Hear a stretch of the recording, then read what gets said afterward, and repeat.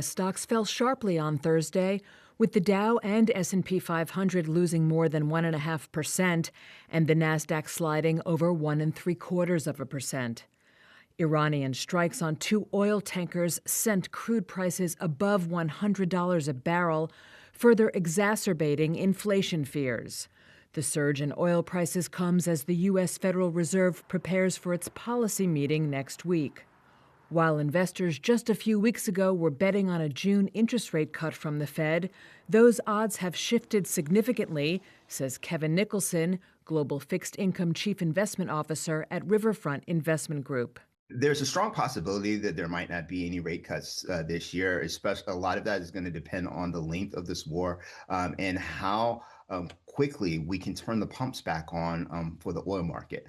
Because the longer that delay goes, it's going to mean that oil prices will stay elevated for longer. That will create more inflation.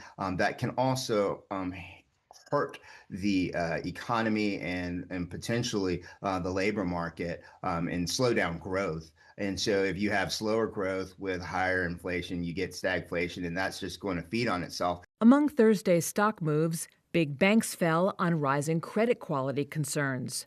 Morgan Stanley slid 4% after limiting redemptions at one of its private credit funds, while shares of J.P. Morgan Chase dropped after the bank reduced the value of some loans to private credit funds.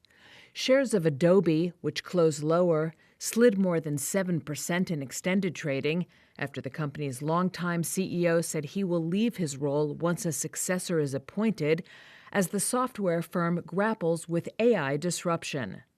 Shares of Dollar General slid 6% after the discount retailer forecast soft full-year sales as budget-conscious shoppers grow more selective with their purchases. And shares of once popular digital media company BuzzFeed, down 6% at the close, dropped another 16% in extended trading after the company flagged doubts about its future and said it will not provide a forecast for 2026.